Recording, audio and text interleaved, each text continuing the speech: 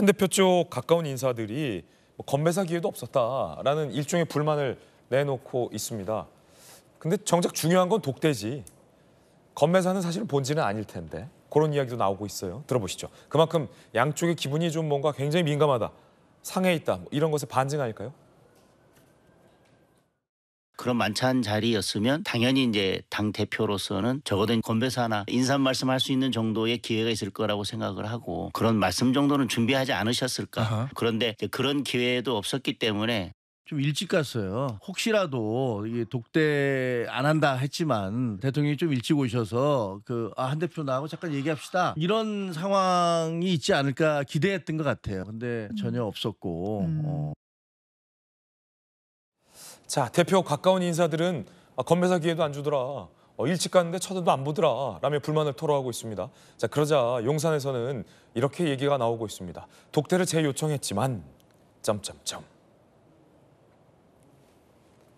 언론을 통해 독대를 말하는 식이면 당분간 어려울 것이다. 독대를 하고 싶은 것인지 흔적만 남기고 싶은 것인지 의문이다. 이야, 굉장히 좀 강도 높은 발언이 또 나왔어요. 독대 안 해주겠다라는 걸로 보이는데 당분간 어려울 것이다 라는 거예요. 이거는 한동훈 대표가 독대를 통해서 뭔가 진심으로 뭔가 얘기를 나눈다는 진정성이 없어 보인다라는 것으로 지금 용산에서 받아들이고 있는 것 같은데, 김정은 의원님 어떻게 보세요? 야당 대표는 고사하고 여당 대표하고 독대도 못하면서 용산으로는 왜 가셨을까요? 한동훈 대표, 독대 사나이 한동훈 대표. 독대 한동훈. 네, 그런데 스토킹 처벌법에 걸리지 않을까 걱정하는 분들이 생겼어요. 싫다는데 자꾸 요청하잖아요. 예. 그래서 법에 걸리는 거 아니야? 스토킹 처벌법? 이렇게 우려하는 분들도 있는데 정말 야당이 수사심의위원회 열리나요? 제3자적 입장에서 바라보면 참 이렇게 너무 한가해 보인다라는 생각이 듭니다. 그리고 한동훈 대표가 이를테면 독대를 요청하는 게 한 대표 좋자고 하는 걸까요? 저는 그건 아니라고 생각해요. 그거 아니다. 네, 당의 아마 바닥 민심은 당에서 더 절절하게 느끼고 있을 거기 때문에 비록 한동훈 대표 두 달 체제에 큰 성과는 없고 좀 이런 게 이제 언론에 나오니 안 나오니 이런 거 가지고 싸우는 것 자체도 굉장히 유치해 보입니다만은 좀 설익은 부분이 있죠. 그러나 더 큰 책임은 대통령에게 있다고 생각합니다. 네. 이런 식의 협량의 정치를 보여줄 요량이면 용산으로 정말 왜 돈 들여 갔는지 이해할 수 없죠. 소통하기 위해서 갔다고 했는데 여당 대표하고도 못 만나는 용산은 정말 왜 가신 건지 다시 묻고 싶고요. 이 만찬 자체가 거의 한 달을 늦춰서 모인 거잖아요. 그런데 국민의 뇌리에 남는 거는 단체 회식했구나. 그리고 소고기, 돼지고기, 아이스라떼밖에 안 남아요, 지금. 그런데 대통령실은 화기애애했다고 하는데 이틀 지났는데 지금 갈등이 더 심화되는 모습만 보이고 있잖아요. 예. 누구를 위한 갈등인지, 그리고 지금 민심이 지금 그렇게 한가하게 서로 이렇게 감정 싸움하고 있을 때인지 진짜 각성해야 된다고 생각하고요. 이제 내일이면 갤럽 여론조사 나옵니다만 지난주는 쉬었죠. 그럼 2주 전이 당도 대통령도 진짜 동반 추락했었어요. 그 상황을 돌이켜 보면 윤석열 대통령이 얘기한 부분이 맞는 거죠.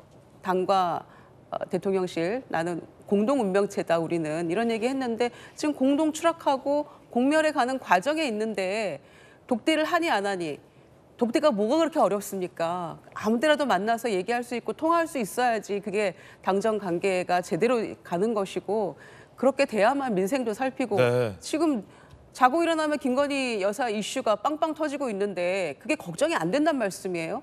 국민의 분노가 눈에 안 보이세요? 그걸 왜 대통령실이 인지를 못하는 겁니까? 애써 외면을 하는 겁니까?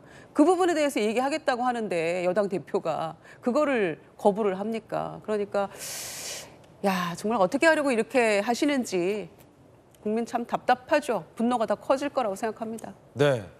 한동훈 대표 가까운 인사의 얘기를 들어보면 독대를 못하니까 한 대표가 혹시나 일찍 갔다는 겁니다.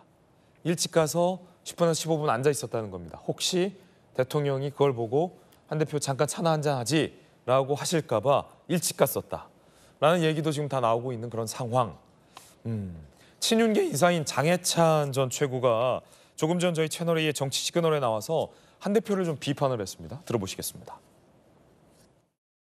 뭐 그 책임을 지금 와서 어느 한쪽에게 전가하기는 어렵다고 보고요. 네. 다만 한동훈 대표에게 요청하고 싶은 것은 검찰식 언론 플레이에 대한 집착을 버려야 될 것 같다. 네. 검찰일 때는 그냥 단독을 언론에 주면 그게 보도가 되고 반대측 이제 피의자 측에서 반발을 하기가 거의 힘들어요. 예. 왜냐하면 수사권을 가지고 있고 각종 정보를 독점한 검찰이 압도적 갑의 지위에서 언론 플레이를 할 수 있습니다. 근데 정치권은 한쪽에서 단독 보도가 나왔다 해서 그냥 가만히 넘어가는 곳은 아니거든요.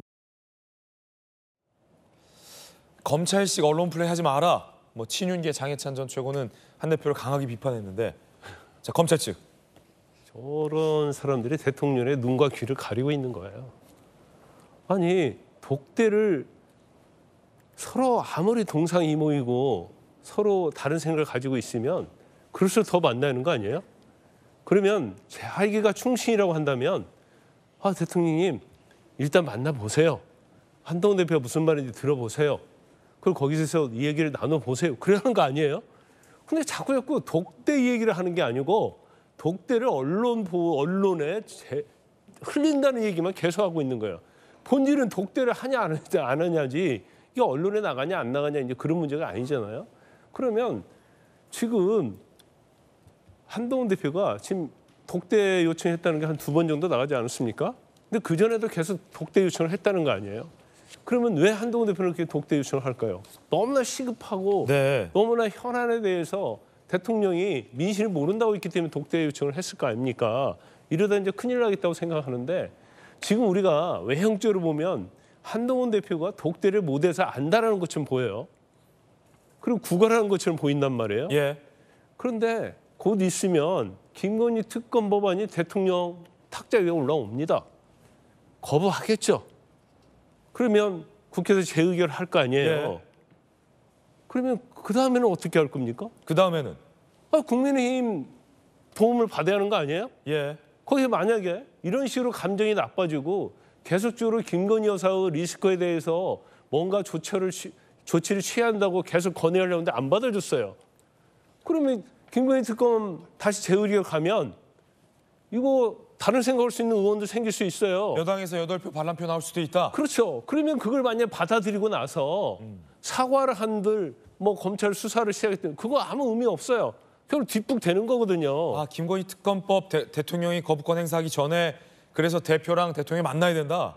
그렇죠. 지금 코앞이에요. 이게 며칠 남지도 않았어요. 사안이. 그러면 지금 사실은 한동훈 대표 만나자고 해야 할 사람이 윤 대통령입니까? 한동훈 대표입니까? 물론 뭐 같은 배를 타서 같은 배 타고 추락할 수는 있지만 지금 윤 대통령은 김건희 여사 상남자로 알려져 있잖아요. 부인에 대한 애정과 사랑이 엄청나게 강해서 본인의 어떠한 영부인에 대한 어떠한 모해랄지 뭐 그런 거에 대해서는 굉장히 단호하단 말이에요. 예. 근데 그거하고 정치는 별개거든요. 그러면 조금 시간만 지나면 사실은 윤 대통령이 국민의힘 한동훈 대표한테 도움을 요청할 일이 곧 생겨요.